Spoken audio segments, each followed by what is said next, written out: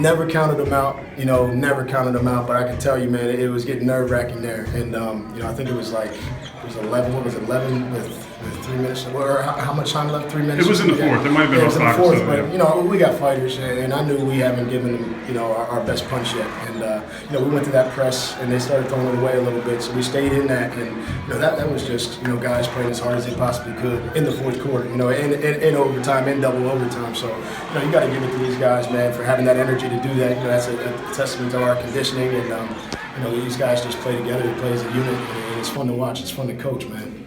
Game for the ages. Tough pill to swallow. We talk a lot about owning the fine line, and we didn't quite own it enough down the stretch. We certainly put ourselves in a great position to win, and credit to them.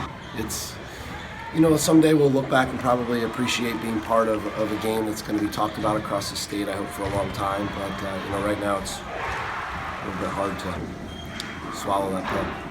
We just kind of knew that this was our season, and being such a senior-heavy team, we knew that this is it for us. For the top 6 guys that played, this is it for us. This was our last chance.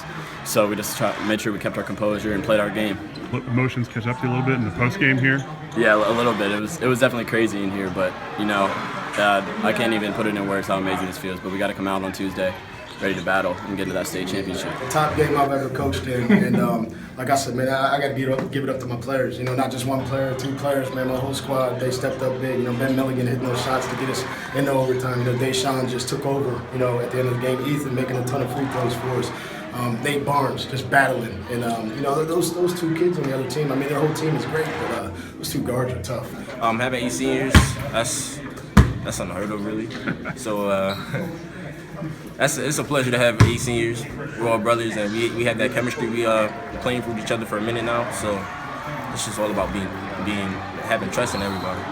He drew 2 or 3 people into him. If he had the layup, he'd get the layup. If not, he would hit Nate or Ethan or somebody down low. And that's how he plays, man. He takes it to a whole nother level late in the game, and he made some free throws late for us too, which was crucial for him to carry it over to the next game. But to have a guy like him, it's a blessing. And we just he takes the lead there late in the games, and we follow him, man.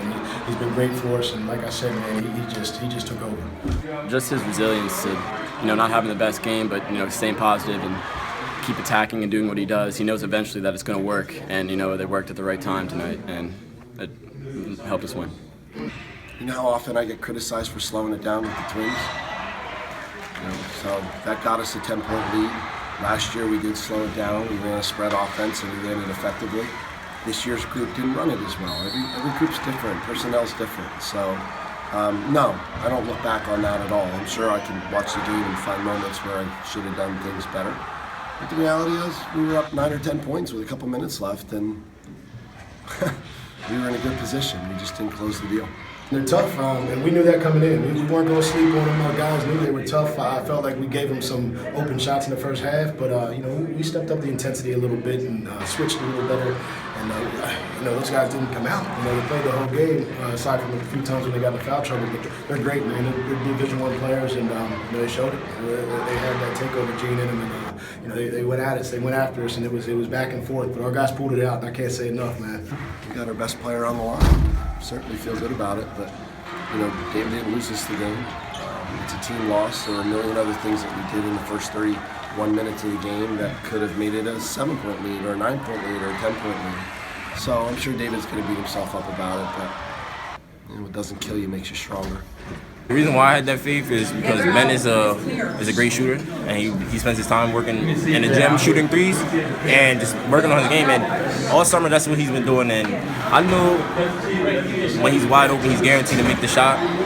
And they sagged it on me, kicked it out, and he hit the 3. And anything going through your mind at that point, or are you just locked in? I'm just locked in. I know what I have to do when I go in there, especially in a tight game like that. They found me, and I knocked it down.